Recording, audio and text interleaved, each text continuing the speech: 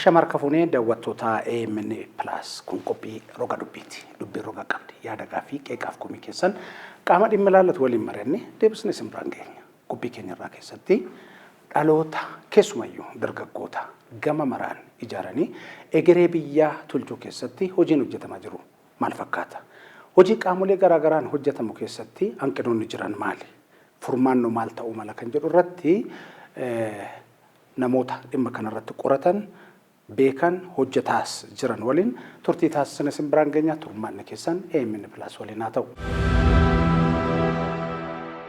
Keessummoonni keenya har'a stuudiyoo AMN Plus itti affeerrannee waliin marii taasisnu Ustaaz Haydar Kadir Pireezidaantii Kaawunsilii Dargaggoota Musliimaa Itoophiyaati. Fuullee kiyyaa gamas kan jiranii Ruqiyaa Bashuu Lataa miseensa mana marii Federeeshinii Dargaggoota Oromiyaati. Akkasumas miidiyaa hawaasaa irratti Personal Peace Promoteridha. Maal jechuudha? Personal Peace Promoter jechuun yeroo baay'ee nagaa labsuun institutional yaadama. Garuu immoo ejjanni kiyyaa nagaan ka jalqabu nama dhuunfaarraati. Namni dhuunfaan dhimma nagaa irratti konsernii qabataanaan ejjannoo qabataanaan maatiin ollaan biyyi nagaa ta'uu dandeetti. Ejjannoo jedhu qaba waan ta'eef fuula feesbuukii kiyyaa irratti hordoftoota qabu yeroo baay'ee nagaa waa mareedhaani. Kuni qaamni way waan naa kenne yookiin qaamni way waan jedhinaan jedhi osoo hin ta'in dhuunfaadhuma waan ejjannoo dhuunfaatiin waan kana gochaa jiruuf yeroo baay'ee personal peace promoter naan jedhu. Kanaaf miidiyaa hawaasaa akkamitti fayyadamaa jiru dargaggoonni keenya gaarummaaf isaa ta'u ammeenyaniin maal fakkaata kan jedhu wayita kaasnutti bal'inaan kan waliin kaasnu ta'a. Egaan keessummoota keenya affeerraa keenya kabajanii as stuudiyoo keenya AMN Plusitti waan argamtanii fi maqaa daawwattoota keenyatiin sinan galateeffadhaa ulfaadhaa anaa dhufu. Keessumaa dhaloota ammaa keessa immoo dargaggoota ilaalchisee yaadonni garaagaraatu ka'u. Dhaloon namaa kun kan nama hin dhageenye, kan badiif bobba'u, kan beekumsaanis gad fagoo hin qabne, aadaa, safuu, duudhaa, naamusaan rakkoo qabu jedhameeti yeroo baay'ee qaama adda addaatiin. Yaadni kun Ustaaz sirriidha moo rakkina qaba? Jalqaba isinis waan affeertaniif galatoomaa isiniin jedha. Yaada amma kaafte irratti gadiin isaa dhugaadha, gadiin isaa garuu dhugaa miti. Maali dargaggoonni har'aa dhalootni har'aa dhalootuma kaleessaa irraa dhufe. Waanuma kaleessaa gadi kennetiyyuu har'a dhufe malee dhaloonni ammaa samiirraa gadi hin buune lafaan biqille. Abbootuma kaleessaatu warra ammaa as kenne. Warra ammaa yoo as kennu dhaloonni kun garii isaa saduraarraa fudhateeti. Garii isaa immoo akchuwaal waan amma jiru irraa fudhate. Rakkoon amma jiru maalinni nu guutumaa guututti qeeqnee yookaan guutumaa guututti gar tokkotti deebisoo osoo hin ta'ini ijoolleen dhalootni amma jirtu waa hedduuti walitti jala rukute. Tokkoffaa waan jarri abbaa jaraatirraa haadha jiraa irraa manaa fudhatanii dhufanuuf teknooloojiin daayinaamikii ta'e yeroo ammaa yeroo infoormeeshinii yeroo sooshaal miidiyaan daddanatee yeroo mana amantaa irraa maatii irraa even mana barumsaa irraa hojii dhuunfaa irraa yeroo almost yeroo sooshaal miidiyaa nama bitatee nama garboomfatee dhaloota amma jiru akka dargaggoota qofa osoo hin ta'in jaarsa waggaa 60 waggaa 70 osoo nafiin ijoollee sabiyyuu osoo hin nafiin haadha manaa kushinaa keessatti osoo nafiin osoo biddeellee hojjettu osoo hin nafiin waa hunda fudhatee jira. Kanatti maal ta'ee kilaashii itti ta'e jechuudha. Kanatti walitti rukute, kanatti wal dhiite malee dargaggoon amma akkuma jedhamu dargaggoota miidiyaan fudhatamee waa hundaan godhame qofa osoo hin taane dargaggoo baratee barsiisaa jiru. Dargaggoo dalagee dalagsiisaa jiru. Dargaggoo dhimma biyyaa irratti aktiivlii paartisipeetii ta'aa jiru. Dargaggoota biyya ceesisuudhaa fi biyya misoomsuudhaa fi biyya nagoomsuudhaa fi biyya tokkoomsuudhaa fi halkanii guyyaa taa'aa jiru hedduus agarraa jira. At the same time dargaggoota kan dhimma tokko hin qabne, dhimma biyyaa tokko hin qabne, dhimma maatii kan hin qabne, dhimma barumsaa kan hin qabne, dhimma jireenyaa kan hin qabne yeroo hunda yaadni jaraatiif fuulleffanni jaraa yookaan biyya gara biyya alaa ta'u yookaan sooshaal miidiyaa ta'u actually jireenyi jira virtual jireenya real jireenya dhugaa osoo hin taane jireenya virtual jira garuu amma dargaggoo hunda inni generalize gochuu hin dandeenye walumaa jechuudha. Ulfaadha Ustaaz dargaggoota kana akka rakkoo qabu akka qixaan hin baranne akka hin abboomamne yookaan hin ajajamne akka didaa akkuma ofuma isaatii gara barbaadetti deemutti yaaduun kuni maal fakkaata? Namni kamuu waan facaase haammata. Dargaggeessi sanyii kaleessa faca'eedha. Har'a immoo kan jiru kun jaallannus jibbinus bu'aa kaleessaati dargaggeessi har'aa. Kana keessatti sanyiin faca'e hundi akka barbaadamutti immoo biqiluu dhiisuu mala. Aramaan keessaan dhibu. Gaarii sanyii midhaanii keessa jiru san arguu caalaa immoo aramaa irratti qofa fokas goonee waa'ima aramaa qofa dhaadheessina yoo ta'e bu'aan dhufu gaarii natti hin fakkaatu. Dhugaadha dargaggeessi yeroo ammaa kana itti gaafatamummaa akka dargaggeessaatti irraa eegamu gurguddaa kan baate yoo jiraates sadarkaa isaa himuu qabnu sanitti hin himnee fi yeroo baay'ee dargaggeessaaf badiin sirnootuma kaleessaati baay'ee wanni kun waan har'a uumameeti sirnuma kaleessaa irraayyuu dargaggeessi humna badii humna waan gaariitiif hin bobbaanne godhamee ilaalamuun sun waan kaleessa turte har'as garuu ilaalchi sun osoo hin cabin hafee dargaggoonni humna isaanii beekumsa isaanii akkasumas naamusa isaanii biyyaaf aarsaa kaffalan baay'ee piroomotiin goone malee dargaggeessi sadarkaa kanatti ibsamuun isaa sun sirrii natti hin fakkaatu. Wanni hanquun jirtu garuu hanquu abbaa qaba waan ta'eef abbaan sun gaafa sirratii fi boru dargaggeessa akkamitu biyya kana keessa jiraachuu qaba jennee aanasii fi isaan yookiin namoonni har'a jirra jennu kunneen dhala boruu akkamitti akka isaan jiraatan feena waan jedhu saniin boocnee akka baasnuuf immoo assaayimentii nuu kenna. Warrumti balaaleffatu kunu hin balaaleffanna jedhan yookaan hanqina dargaggoota lakkaan kunu qixa gaariidhaan dargaggoota qabanii dhufaniiru. Qaamni rakkoodhumallee yoo human yookaaf immoo waan gaarii hojjetan dugda duubaa hojjete jedhaman eenyu fa'aadha hanqinni kanaan wal qabatee jiru. Jalqaba dhimma dargaggoo kana kaasuu waan guddaadha. Biyyi tokko biyya kan ta'u riisoorsiin biyya tokko inni guddaan dargaggootaan. Seenaan kaleessaa nu haasofnu seenaa dargaggootaati. Seenaa biyyaa yoo haasofnu seenaa dhalootaati. Waa'ee biyya keenya Itoophiyaa yoo dubbannu seenaadhuma dhaloonni kaleessa dalagaa ture malee waa biyya jechuun waa samaayidhaa fi dachee qofaa miti nama isaati. Kanarratti fokkatee gochuun keessan baay'ee barbaachisaadha. Garuu waan kana bileemii kan nu goonu steekhooldarii hedduutu jira. Dhaloonni amma jiru dhalootuma akkuma sila kaafamaa ture waan kaleessa facaafameetiyyuu irraa hammatamaa jira. Waan kana haamuu keessatti, facaasuu keessatti, kunuunsuu keessatti, gabbisuu keessatti, bishaan obaasuu keessatti, guddisuu keessatti, maal keessatti steekhooldarii hedduutu jira. Steekhooldarii jiran kuni yoo ga'e jalaa hin ba'anne, yoo dalagaa jala qajeelaa hin dalaganne dhaloota kana oomishuu kana keessatti oomisha gaarii yoo hin oomishifne waa firii sana qofa osoo hin taane firiin sun maa toluu dhabe maa bade jechuu osoo hin taane warri firii kana oomishaa ture akkam ture jennee jira haasa'uu qabna. Maaliif waan sichi haasa'uudhaaf waan kaleessaa qajeelaan haasa'uun keenya barbaachisaa waan ta'eef dhaloota kana eenyutu gadi kenne haatiif abbaan maatiin mana keessa jiru ga'ee jalaa qajeelaan ba'ataniiru. Keessaa yoo haati jechuun al'ummuu madrasa tun jedhu warri yoo baatu haati jechuun madrasaa yuunivarsiitiin kolleejii safarsi yuunivarsiitii safarsi kolleejii safarsi iskuul mana. Mucaan tokko gaafa dhalatu afaan isaa yoo jalqabu osoo hin jalqabiin dura armaa haadhaa dhuguu irraa jalqabu aannan dhuguu irraa jalqabu aannan kana gaafa obaaftu gaafa jilba isiirra taa'u sirrii taa'u gaafa dheettee ta'u haati kun ilmasii kan akkuma kamitti ilaalta ofiisiiti. Ilma kan akkamitti ilaalti ilma kan baayoloojikaal da'uu qofaan ilaalaa jirti moo ilmi kun maali? Ilmi kun yoo ba'u maayinni ilmi kun namni waa hedduu dhalata horiin isin dhalaa mukki isin biqilaa hin guddata wanti hundi hin dhufa. Ilmi kun namni kun ilmi namaa gaafa lafarra bu'u maali akkamitti ilaalti ilma dhalte kan akkamitti ilaalti isin madeessa kan. Abbaan kun ilma ofii argate kan akkamitti ilaalti. Akkamitti ilmaan kana guddisu achii kaa tokkoffaan. Haala jarri itti qabamanitti iyyuu booddee deema. Kanarratti seenaa guddaatu jira. Umar ibn Khattaab kan jedhamu khaliifaa islaamaa guddaatu jira. Maal jedhee abbaatu ilma dhufee kasase. Ilmi kan koodatu mee jedhe. Ilmi koodatu mee na rukutee jedhee kasase baay'ee balaaleffate.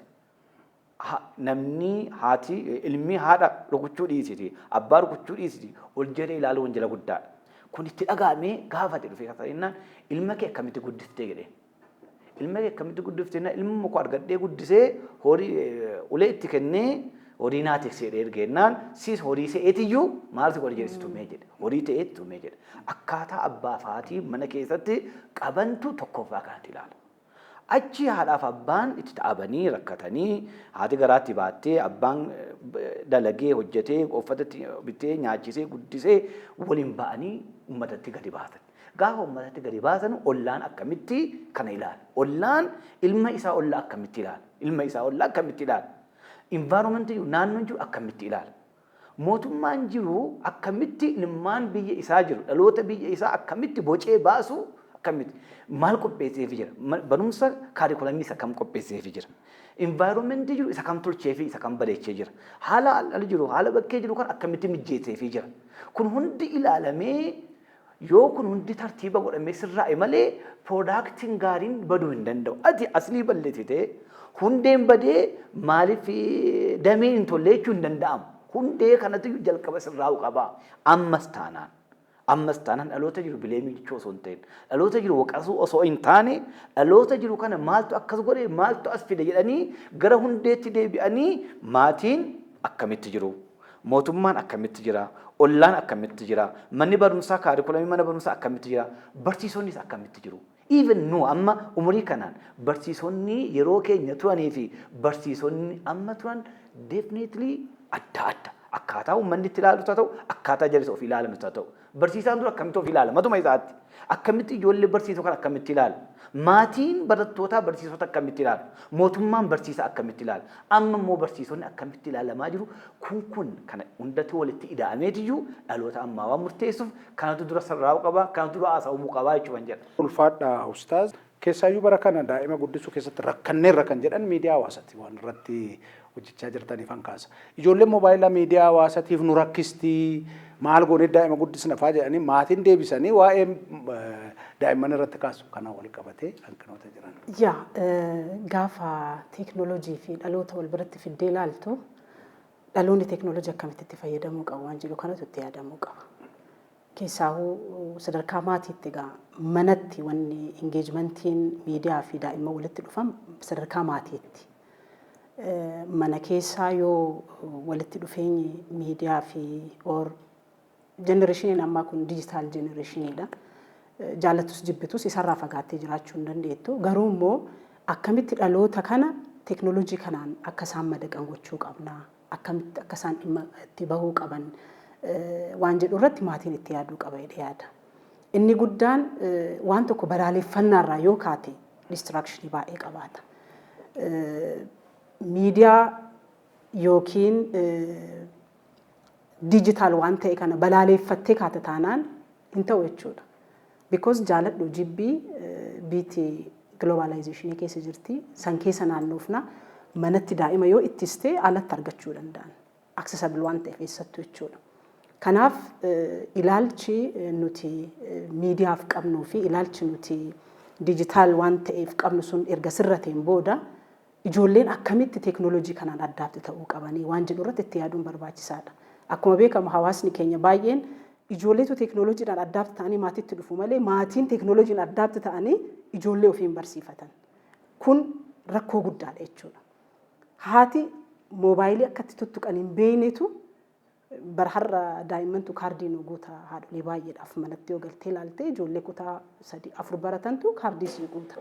Haadha kanatti maal jettee situ balleessee jettaan yeroo tokko gaafa teessee ilaaltu. Isinuun beektu dhiibbaan alaa hedduun jira jechuudha. So haati dhugaadha daa'ima guddisuu keessatti gaheen isiin qabdu guddaadha. Garuu immoo isitti ilaaluu caalaa maaltu ta'uu qaba waan jedhu wayii kallattii wayii nu barbaachisa natti fakkaata. Haadhuma waan beekne kanatti situ silaa daa'ima kana bocuu qaba daa'ima kana qaruu qaba jennee dubbachuu caalaa haati tun akkamitti teekinooloojii kana akkasiin addaabtu gootu gochuu qabna. Akkamitti akkasiin yoo xiqqaate ijoollee isii to'achuu dandeettu pilaatfoormii wayii jiraachuu qaba jedhee yaada. Maalinni pilaatfoormiin sun itti yaaduu qabna jechuudha. Lammaffaa irratti immoo akkuma barsiisaan daree keessatti gaafa barsiisu naamusa barataa hin barsiisa jennutti haatillee daa'ima ofii bocuu keessatti gahee qabdi. Yes.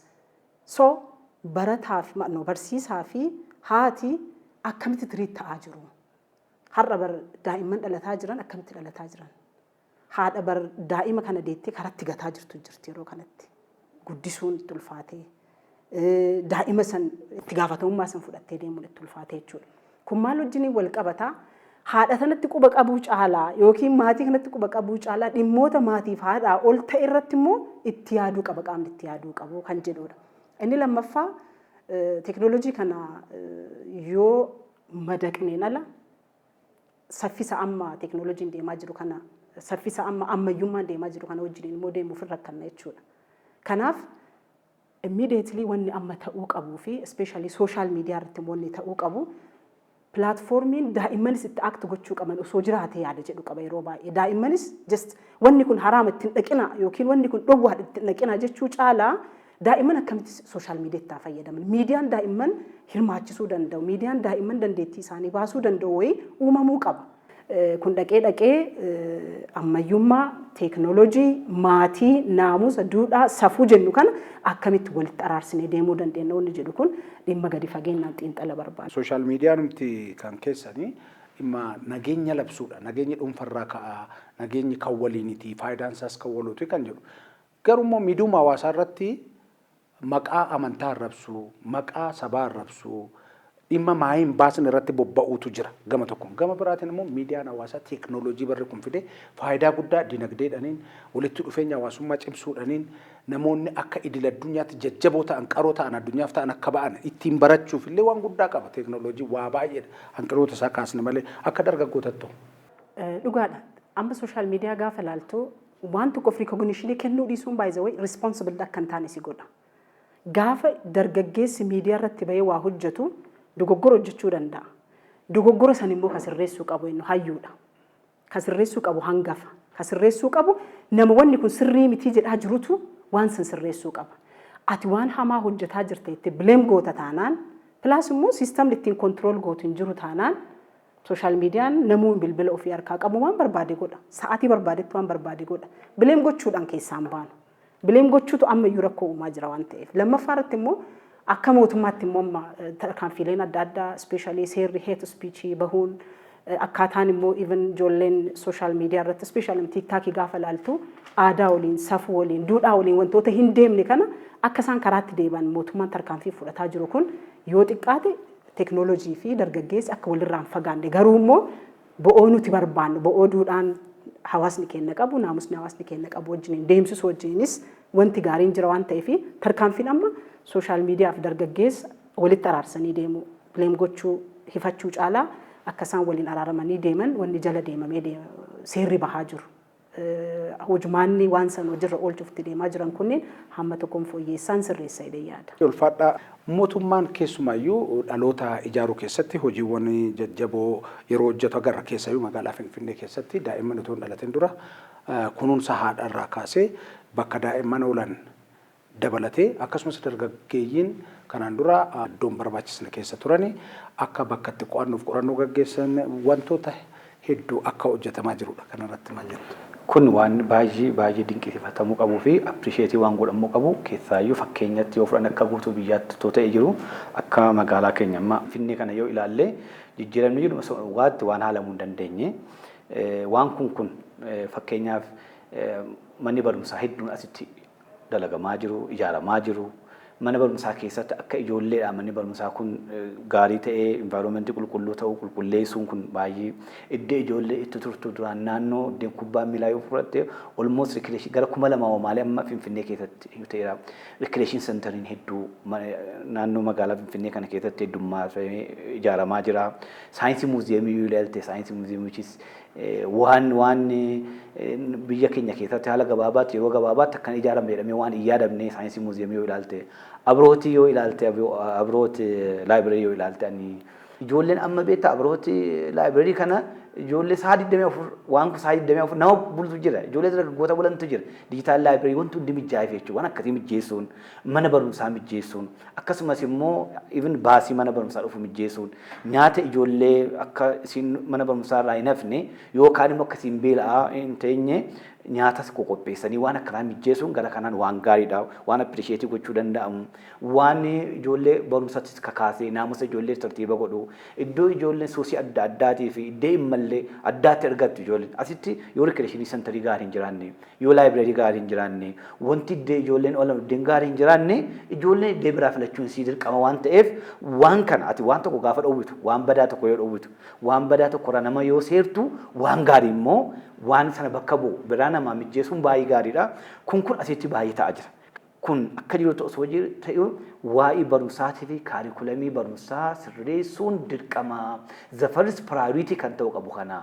Maaliif jennaan biyyi tokko kan guddattus biyyi tokko kan kuftus barumsa irratti xiyyeeffannaa qabuudhaafi. Risoorsiin guddaan biyyi tokko qabu risoorsi ilma namaati. Sammuu namaati. Sammuu namaa risoorsii caalu hin jiru. Amma biyyi guddatan yoo ilaalte naachuraal risoorsii yookaan gaazii qabaatanii yookaan petrooleemii yookaan albuuda adda addaa qabaatanii osoo hin ta'in sammuu irratti barumsa irratti waan dalaganiifi South Korea yoo fudhatte Jaapaanii yoo fudhatte biyyi guddaa yoo fudhatte jechuudha. Biyya 20 guddatan keessaa yoo fudhatte warra jalqaba jiranu warra sammuudhaan kaarikulamii jala barumsa jiraatiin alama guutuu hoogganaa jiranu. Biyyi amma guddataa jiru warra kana. Warri petrooleemii qaban yoo ilaalte yoo ma'adinii ta'eef maal ta'e Afrikaa caalamni qabu hin jiru. Yoo petrooleemiidhaaf maal taate Middle East Araba caalamni qabu hin jiru. Within a day liitirii yookaan immoo baarmeelii miiliyoonii meeqa baasaa jiru. Garuu guddinaan teknooloojiidhaan fuuldura dhufe maaliif barumsaan duddubbatti afan. Kanaaf biyyi tokko guddachuudhaafis dhaloonni tokko qaroomuudhaafis jalqaba kaarikulamii mana barumsaa sirraa qaba. Maaliif jennaani namni tokko jedhe tokko barreessaan tokko beekaan tokko oo dubbatu maal jedhee ati biyya tokko balleessuu barbaadde jedhe. Waan kuleedhaa rukuchuun barbaachisu jedhe. Xiyyaaraan rukuchuun barbaachisu jedhe. Yookaan rakkisuus hin barbaachisu jedhe. Ati biyya tokko rukuchuu barbaannaan kaarikulamii biyya sanaa dabsuudhaa fi balleessuudha jedhe.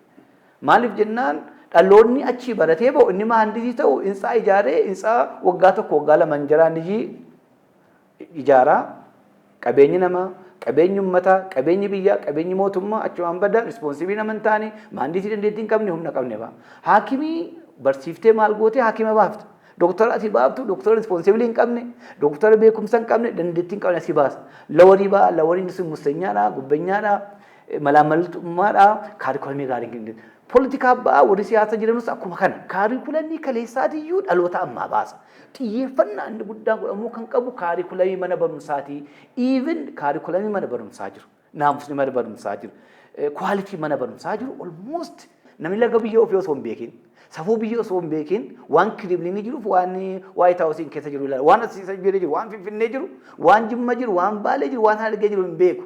Kan inni beeku maal beeku waan Raashiyaa jiru waan Awustiraaliyaa jiru kana beeku.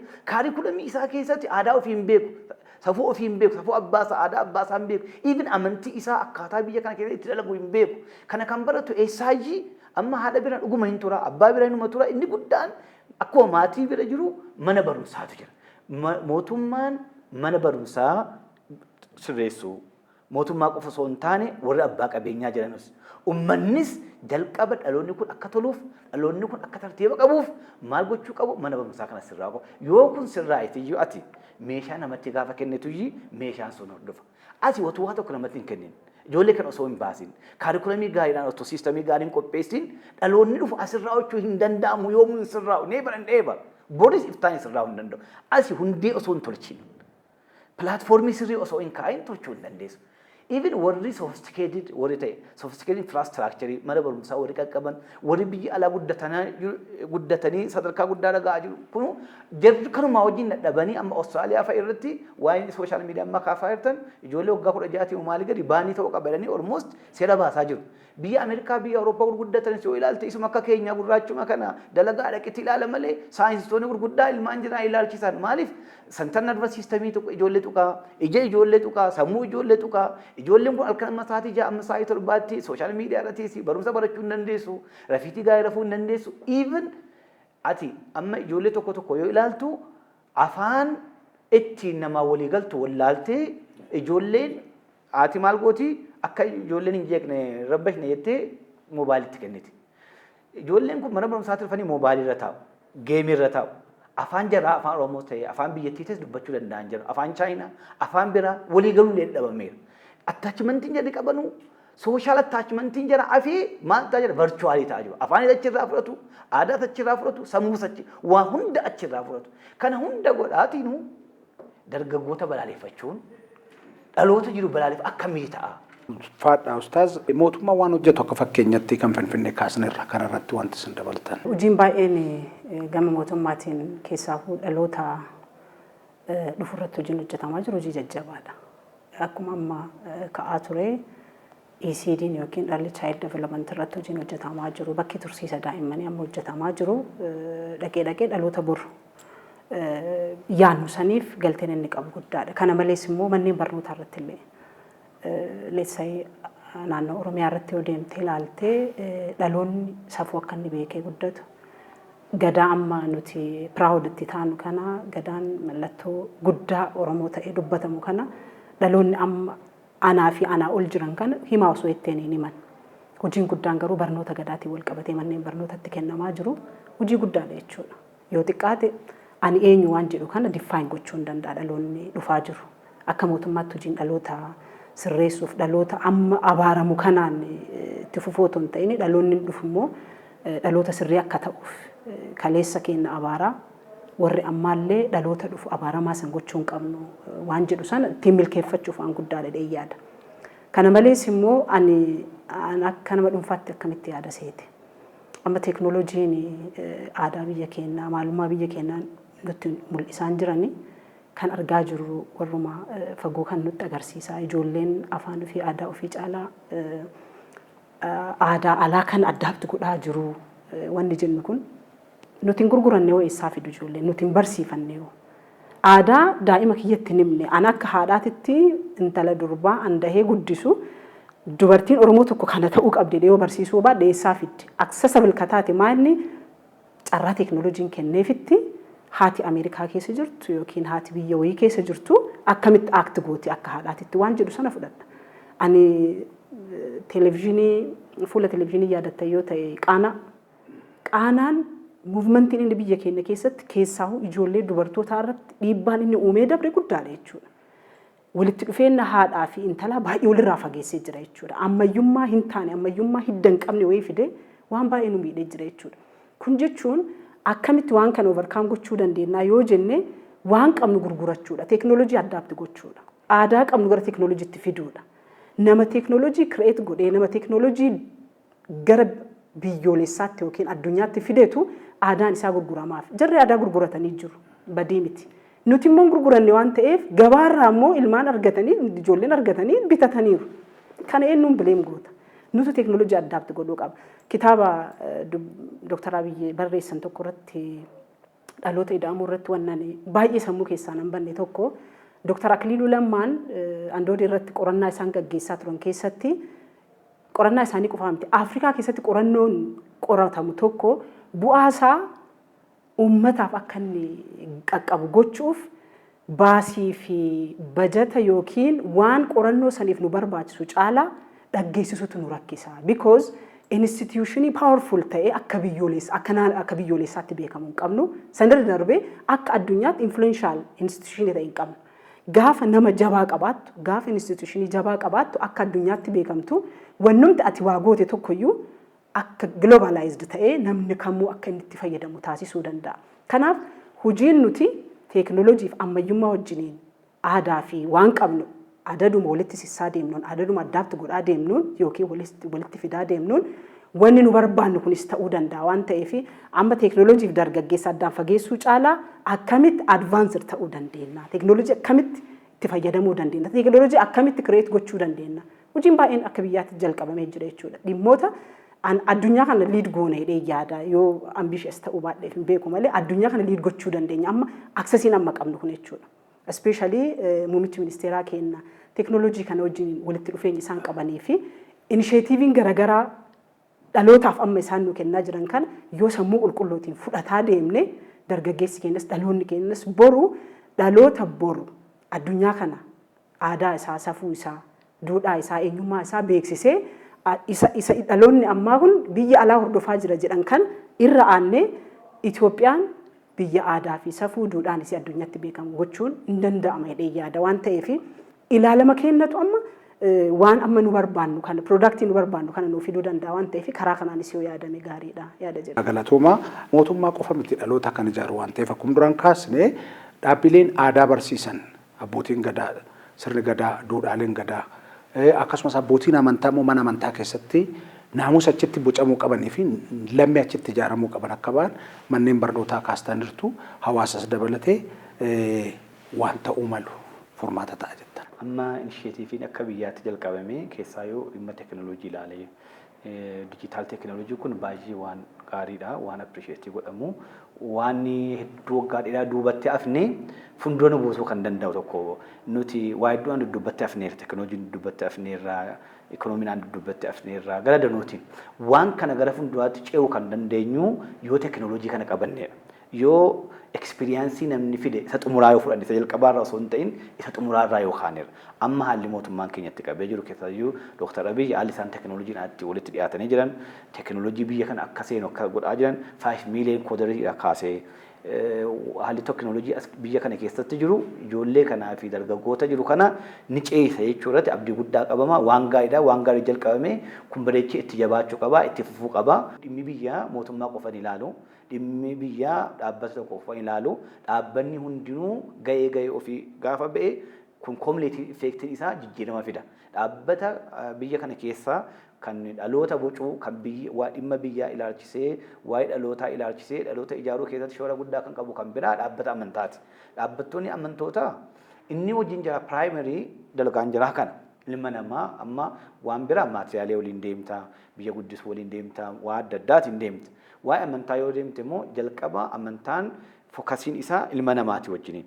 Ilma namaa kana amantaa isaa qalbii isaa sirreessu aadaa isaa sirreessu tasgabbii kennuu fi naamusa gaarii akka qabu gochuu ofii isaatii ofii nagaa akka ta'u isa gochuu maatii waliin akka nagaa ta'u isa gochuu biyyaa waliin akka nagaa ta'u isa gochuu rabbii waliin rabbii isa uumee asiin isa ga'e wajjin nagaa ta'u isa gochuu maalummaa nama tokkoo individual persanii kana haala gaariitiin bocuu amantaan hundinuu aadaa ofii qaba barumsa ofii qaba barsiisa ofii qaba amantaan hundi almost waan irratti walii galantu jira waan irratti walii hin galletu jira dogumaa irratti amantaa irratti namni hundinuu amantaa mataa ofii qaba akka itti uumama isaa akkamitti ilaala rabbii isaa akkamitti ilaala inni waan biraati namni hundinuu kan ofii qaba akkaataa jireenyaatiif akkaataa naamusaatti yoo ilaalte almost all jechuu dandeessa naamusa irratti namni naamusa eeguu irratti quxisuun hangafa kabajuu irratti hangafni quxisuudha rahmata gochuu irratti dhugaa eeguu irratti safuu eeguu irratti amanummaa irratti jaalala irratti gootummaa irratti amantaa qofa osoo hin ta'in aadaa keenyas aadaa uummata keenyas yoo fudhatte kanaan walitti dhufa walgita kanaaf dhaabbanni amantaanis ga'ee isaa haqiiqaatti baataan jiru tokkoffaa warra amantaa kana dhaabbata amantaa kana waadanuuti akka durii miti dhaabbata amantaa kanarraa waa hedduudha ijoollee kana kan maal godhu kan fudhatu kan irraa buutu hedduutu jira akka dhaabbanni amantaa akka ofii barbaadutti akka ijoollee kanaaf dargaggoo kana dhaloota kana hin boocne sooshaal miidiyaa irraa kaasee infoormeeshinii adda addaa irraa kaasee waa hedduutu jira kanumaa waliin garuu all these difficulties rakkina kanaa waliin garuu dhaabbanni amantaa dirqama isaa ba'achuu qaba dirqamni dhaabbata amantaa inni guddaan dhaloota ijaaruudha dhaloota yoo ijaaruun namni tokko akiraa isaatii fi barfuundura rabbiitti isaa qopheessuun akkuma jirutti ta'ee duniyaa kana keessattis biyya kana keessatti yoo ijaaru dirqamni isa jiru maalinni naamusni isin eeggachuu qabu maalinni akkasumas immoo maaltu isarraa eegama maatii isaa akkamitti ilaaluu qaba environmentii isaa akkamitti ilaaluu qaba mootummaa isaa akkamitti ilaaluu qaba biyya isaa akkamitti ilaaluu qaba nama isa fakkaatu nama isa fakkaan akkamitti ilaaluu qaba saba ofiitiif saba isaatiin ala kan ta'e akkamitti ilaaluu qaba maal ta'e akkamitti ta'e biyya kana keessatti yoo dhalatu akkam ta'uu qaba yoo guddatu akkam ta'uu qaba yoo fuudhu akkamitti fuudhuu qaba yoo fuudhee mana ijaarratu akkamitti mana isaa ijaarrachuu qaba yoo nagadee bizinesmaanii ta'e akkamitti bizinesmaanii ta'uu qaba yoo illee dalagaa mootummaa fi dalagaa uummataa keessatti akkamitti deemuu qaba jechuu kana dhaabbanni amantaa sheeppii gochuu irratti shoora guddaa qabu jarris kana ba'achuun dirqama jechuudha yoo maal beektaati mana tokko keessatti mana tokko gaafa ijaartu mana kana ijaaruudhaaf hedduu barbaachisa rukunii hedduu qaba manni kun gar tokkoon ijaartee gar tokkoon banaa yoo ta'e faayidaa hin qabu mootummaan ga'e isaa ba'atee manni barumsaa ga'e isaa ba'atee maatiin ga'e isaa ba'atee dhaabbanni amantaa yoo ga'e isaa hin baanne manni kun ijaaramee hin guunne jechuudha manni kun ijaaramee hin goolabamne jechuudha kanaaf amma nuti haqiiqaatti dhaloota kana baasuudhaaf dhaloota biyyaaf ta'u dhaloota egereedhaaf ta'u baasuudhaaf stakeholderiin jiran guutuun gahee ofii ba'uu qabu shoora ofii taphachuu qabu jechuu kana bareechamee itti jabeessuun barbaachisaadha. Amma maatiin ka'ee shoora ofii fudhate gahee ofii baate maatiin gahee ofii baatee guddisee ijoollee waggaa 5 gaheete gadi baase. Yeroo gadi baasu yoo mana barumsaa deemu kaarikulamiin sirrii yoo hin jiraanne maatii mana rakkachuu qofa faayidaa hin qabu. Osoo maatiin immoo ijoollee kana qajeelaan guddisee asin ga'een manni barumsaa gaarii ta'u qofa faayidaa hin qabu. Maaliif deebi'ee kan buleessa bulaa mana isaa bule. Deebi'ee kan jiraatu yoo jiraata maatii wajjin jiraata. Namni kun hundi amantii qaba. Keessattuu biyya akka keenya biyya akka Itoophiyaa almost parsantii 98 ol naan biyyi kun biyya amantaati. Biyya amantaa qabdu musliimaa ta'u kiristaanaa ta'u gara biraa ta'u. Biyya amantaan kana keessa jiru irratti even amantaan shoora olaanaa kan qabachuu qabu. Kan mootummaa caalaa, kan mana barumsaa caalaa. Maaliif uummanni kun hunduu waan itti amanuu qaba. Rabbitti amanaa, kitaaba isaatti amanaa, borfunda rabbiin dhaabadhaa jedha. Uummata akkanatti amanee si bira dhufu boccee baasuun immoo dirqama keetii jechuudha. Kanaaf dhaabbanni amantaas gahee isaa ba'achuu qaba. Ba'ataa jiru moo ba'ataa hin jiru waa biraa osoo ta'ee jiru ba'achuu akka qabu garuu dirqama ofii beekuun barbaachisaadha. Maaliif nama waliin waan ta'eef dalagaan jiraanni guddaan nama boccuu irratti waan ta'eef. Ulfaadhaa ustaas dargaggoonni nuti matuma isaaniitiin dargaggoota waa kalaqan waa uuman hojii jaallatan duudhaa fi safuu hawaasatti siqan akka ta'aniif isaanumarraayyuu mataa isaaniitiin maaltu eegamaa kan jedhu. Yaa gaaffii murteessaadha. Gaaffiin kun egaa kaleessa wanti wayii badee jira. Boruun keenya baduun qabu waan ta'eef har'a immoo dargaggeessi ejjennoo qabachuu qaba jechuudha. Wanti kaleessa badee maali waan jedhu dargaggeessa tokkoon otoo gaafattee sitti hima. Boru garuu maal ta'uu qaba waan jedhu garuu itti yaaddeertaa itti otoo gaafatteeni just an kaleessa abbaan kiyyaa faatii kiyya akkanan na guddisanii soo waan isaan facaasan ta'a waan ta'eef akka barbaade yoo ta'e illee namni na gaafatu hin jiru.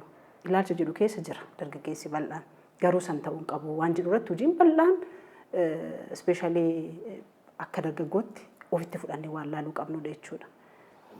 Guyyaan har'aa kun kan dargaggeessaatiin borus guyyaa dargaggeessi kun dhaloota dhufu ofitti simachiisu. Kanaaf har'a double responsibility nurra jira jechuudha. Tokkoffaan waan kaleessa nurratti fe'ame san waan kaleessa dargaggeessi waa gochuu hin danda'u dargaggeessi itti gaafatamummaan fudhatu dargaggeessi humna badiitiin nuun jedhamu san ofirraa buusu. Inni kun immoo akkuma nu kaleessa koomataa turre nus immoo boru har'i kaleessaa mi boruuf warra kaleessaa ta'ennee koomatamaa akka hin taaneef immoo hojiin hojjennu jiraachuu qaba waan ta'eef dargaggeessi assaayimentii double hadha baachuu qaba borummoo haga tokko ofirraa buusuu danda'a waan ta'eef kana gochuun barbaachisaadha. Dhaloota safuun kabajne dhaloota naamusa hin qabne maal jechuurra maatii naamusa hin qabne dhaloota maatii safuu hin kabajnetu jiraa jennee achirraa otoo kaane kana maaliif jedha seeti. Gaafa dargaggeessatti fiduu nama dhuunfaatti gala. Namni dhuunfaan immoo haalli itti gaafatamummaa isaa itti bahachuuf dhiisuu san karaan itti madaaltu hin jiru taanaan gadhiisii ta'a jechuudha. Gaafa gara maatiitti fiddu garuu maatii keessatti instituushinii guddaatu jira. Haadhatu jira, abbaatu jira, obboleessa jira, hangafa jira, quxusu jira. Qaamni amma sii waame kun hundinuu gahee mataa ofii qaban. Gaafa bileem gootu maatiin gattaa'ee maali rakkoon kiyyeedhee mari'achuuf carraa argata. Yoo ta'uu baate garuu mucaa abaaramaa mucattii abaaramaa jedhaa keessaan baan waan ta'eef maatii safuu fi duudhaa keessaa baheetu nu keessa jira jennee ofitti deebinee ilaaluun barbaachisaa natti fakkaata. Gaafsan yoo dargaggeessis dogoggoree jiraate abbaa lakki jedhuuntu jiraata. Kabajni abbaan ilmoo biratti qabu mun beekama. Soo abbatu akka abbaa kiyyatti akkana naan jedhe yoo ta'e ammaaliif kan irraa hin deebi'u waan jedhu sammuudhaan wanni guddaan barsammurra jira. Waa yaaduurra jira. Dargaggeessis deebi'uu danda'a jechuudha. Inni kun dargaggeessa bocuu keessatti dargaggeessuma qofatti otoo hin ta'in ollaan gahee isaa baachuu qaba. Mootummaan gahee isaa baachuu qaba. Bal'inaan immoo kaka'e manni amantaa gahee isaa baachuu qaba jechuudha. Kanaaf dargaggeessi akkana ta'e jechuu caalaa dargaggeessi maaltu isa barbaachisaa? Isa inkaash yookiin inkaayind yookiin waan kaapitaala inni horatu qofa irratti amma diinagdee irratti qofa hojjechuudhaan dargaggeessa waan saatisfaayi goonuu fi dhaloota dhufu waan ijaaru nutti fakkaata. Miti garuu saayikooloojikalii warra tiriitmentii hedduu nu barbaachisutu jira jechuudha. Warra duudhaa fi safuu keessatti guddachuun nu barbaachisutu jira jechuudha. Gaafa ati fertile groundiin akkasii dargaggeessaaf jiraate teeknooloojii uumuuf karaa bantaa fi diinagdee horachuuf karaa bantaa fi waan xiqqoo irraa ka'ee waan guddatti akka inni guddachuu danda'u abdii itti horta jechuudha. Qarshii itti kennee yaallee jirraa bara dargaggeessa akka inni jiruu isaa mo'atu akka inni fayyadamummaan isaa mirkanaa'u fandiin baay'een dargaggeessaaf biyya kanatti qarshii baay'atu lakkoofte guddaadha garuu jijjiirama fideeraa yoo ittiin jiru. Wanni guddaan qarshii yookiin diinagdee qofarratti fokas gochuu caalaa waan diinagdee inni ittiin maddisiifachuu danda'u waan mijataa wayii uumuu fi sammuu isaa eeguu fi dignitii isaa eeguu fi dargaggeessi rikogniishinii argachuu inni biyya ijaaruu akka inni danda'u inni lafee dugdaa biyya kanaa hin ta'a jettuun sun qabatamaan akka inni lafa qabatu gochuu keessatti hojiin hojjetamuu qabu guddaan jira jedhee yaada. Irra caalaa immoo dargaggeessi ammaa kun biyya boruu san ijaaruudhaaf har'a gaheen qaba gaafa jedhu dargaggeessi har'a waa harkaa hin qabne diinagdeetiin misoomii diinagdeetiin waan guddaa hojjedhu ta'etti waa gochuu hin danda'u waan ta'eef dhimmoota inni itti yaaduu qabu isaa dhiifne dhimmoota isaa yaaduu fi qabnu irratti garuu hojiin hojjetamuu bal'aadha jechuudha. Itti gaafatamummaa hedduus baachuu qabnaa jedha jedhuun qaba. Ulfaadhaa egaan keessummoota keenya as istuudiyoo keenyatti argamtanii marii bal'aa waliin taasifnee fi maqaa daawwattoota keenyatiin irra deebi'anii isin galatoomfadhaa. Ulfaadhaa. Egaan daawwattoota keenya qophiin har'aaf qopheeffanne kanumaan xumurama. Torban mata duree biraa keessummoota biroo waliin walitti deebina waan waliin turtaniif ulfaadhaa. Horaa bulaa deebana.